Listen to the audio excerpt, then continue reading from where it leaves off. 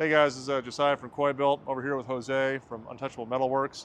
We're here today to go over Dan's 1966 Mustang.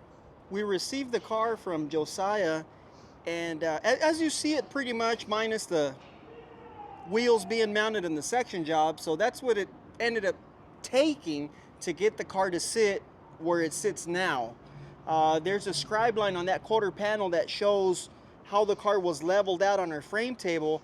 Once we figured out that the best way to go about it was to section this car 2.5 inches over the floor pan and Roadster Shop chassis. Then once we got it tacked up, we cut the quarter panels, the fenders, and we got the stance. We all agreed that that was the look that we needed to go with. So then we figured out how to tie it all back together to get it to what you see now. Once we figured out what needed to be done is when we got the floor tied back in, we ended up making a few pieces, this little zigzag S piece, pieces over here to tie in the wheel tips to the quarter panel under structure, these new floor flanges to tie in the floor into the inner rocker, a couple different pieces to tie in the kick panels to the floor and toe boards. And in that process, we figured out we needed to get lower the seat risers from their stock height. We were able to take out 1.75 inches out of them due to their angle. We could only take so much out of the rear, so they're 1.75 inches lower. Right now they are out of the way in preparation for this body mount. There's a body mount that goes about here that'll tie in the floor to the Roadster Shop chassis and another attachment point. So that's why we haven't put it on. We'll fabricate the structure, the body mount, spot weld that to the floor, then we'll spot weld the riser back in.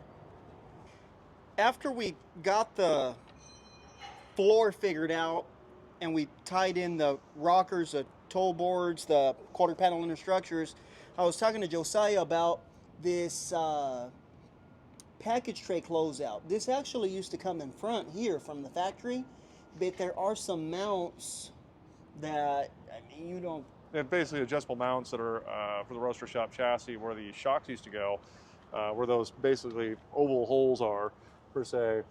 That's where your shock mounts would come through. Also, that's where you attach, or in this case, the Roadster Shop adjustable pickup points, per se. So in the factory location, you've got that panel in front of it, which makes it where you have to go through the trunk. And if you're a guy like me who's 6'4" and 250, it's not exactly comfortable. So this way, now it's behind, you can just pull the back seat and it's easy to get at and everybody's happy. Yeah, it makes a lot of sense. And from there, then we figured out the computer that Holly... So that's a Holly Dominator ECU. The thing's roughly 12 inches long. It's about 6 inches wide. Let's call it about 8 when including the connectors. And then you've got about a 3-inch, if you include the top half of it's 2.5, 3 inches tall. So there's that. There's coil drivers you've got to package someplace. And there's a couple other, there's fan relays and some other things that got to be packaged. So it's a lot going on. Originally, if I was down here in August, we were looking at various locations. And the best thing that we've done over at Coybilt, and we've mentioned here, is put it in the cowl shoulder. We wanted to see if we had the room. And there was about a 6-inch to 8-inch void between the cowl and the fender. So we ended up building a box. All of us came up with this idea, let's build a box and put everything here in the inner cowl structure. That way, it's easy to service later on, and also just hidden away and tidy. So after we got the section job tied in, the wheels where they needed to go, the body panels cut out, we figured out that the motor was still pretty high up with the stock or the provided factory Roadster Shop mounts. Yeah, so the motor was pretty far up there and actually farther forward. So due to this alternator, I'll let you explain that. So we had this problem even back when I was at our shop. We put the chassis underneath the car, motor was all in it. We're all happy and excited, but a couple things we had to think about before we even got into this alternator. You've got a intercooler, condenser, and then a radiator. And you need to have roughly 1 inch of gap in between each of them for proper airflow. That being said, you're running out of real estate pretty quick. That alternator, we'll get into that now, that has everything to do with this, which is this is flipped back around. This is a different setup than what everyone's used to on an LS, small block, or small block Ford, whatever it may be. They've got the accessories tied in real close to the front of the block on these. So the alternator is backwards in that case, but then there's this plug. And this plug, you wouldn't think much of it until you got a set of twin electric fans. Initially, we had it where we had a decent space from it, but the motor was also 2.5 inches higher and in a different portion of the radius of the fan. When you lowered the body down over it, initially you were right in the center of the fan where the motor would be. So now you had roughly maybe an 1/8 inch of clearance, which just is too close for comfort. One of the objectives, I should say, of lowering the motor was to reduce that and some other issues like with the hood. But when we dropped the motor, that put it in a different portion of the radius, and those fans are tapered. So that dropped that down and gave us some clearance. Also, Jose, when he had the motor, make the motor mount stands, moved it back and down 1 1/8 inches, I think it was. Yeah, 1 1/8 inches down. I think like 5/8 back. 5/8 back. So Yeah. all in all, that was a big help, and turned out quite nice. So after we figured out that the channel would work, the section job, the body drop, whatever you want to call it, was going to work out, the seat risers worked out, then of course we still have the overhang of the front group and the rear section. So those ended up being Z'd also 2.5 inches. And what we ended up doing here, we did this simple, clean step so that we could tie back into the factory portion of the frame that connects our core support, the bumper brackets. Everything is tied in the way it needs to. Everything's stout, gusseted internally. It has the spot weld flange, so the aprons tie in. They'll spot weld just like factory.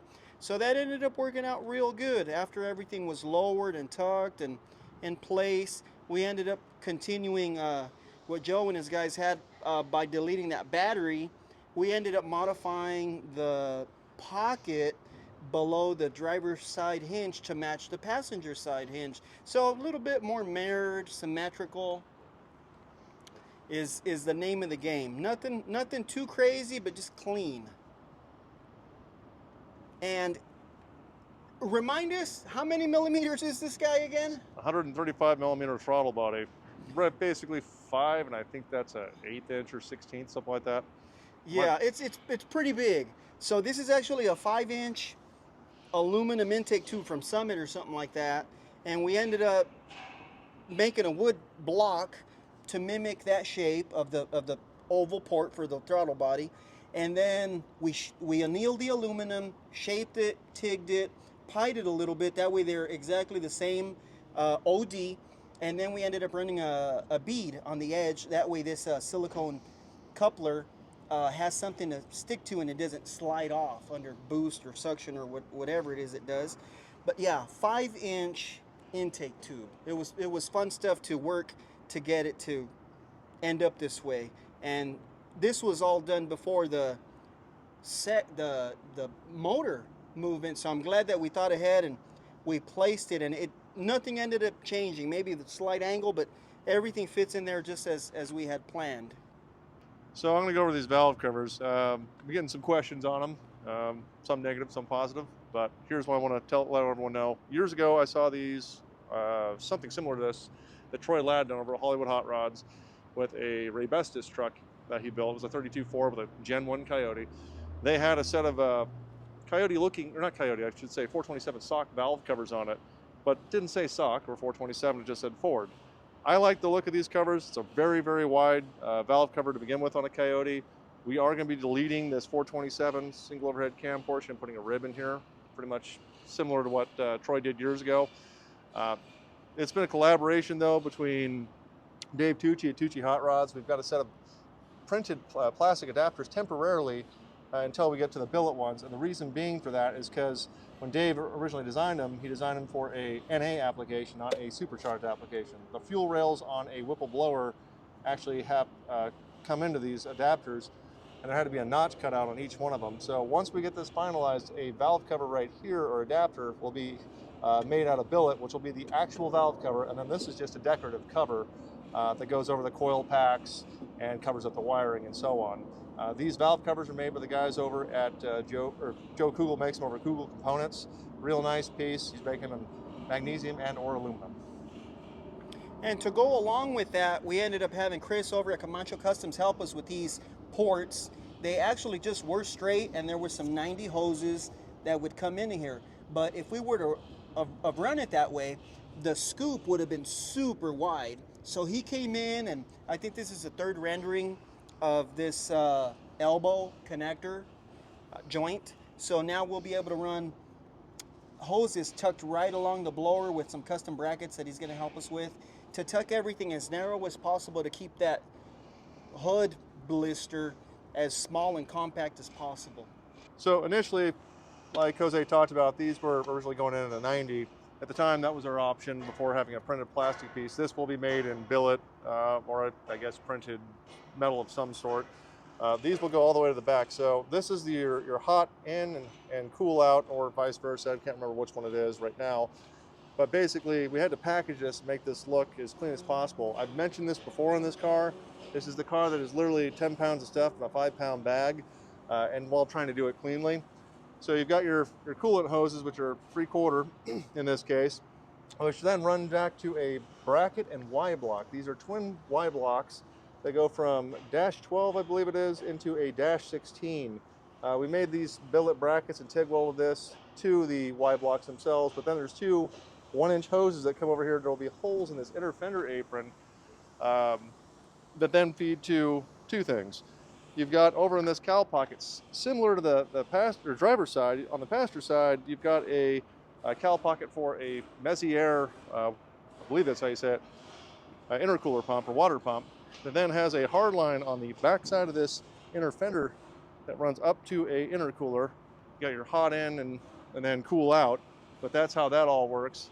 And there's quite a bit of thought and process put into that just to make it look real clean, because we're trying to keep this engine bay open as possible.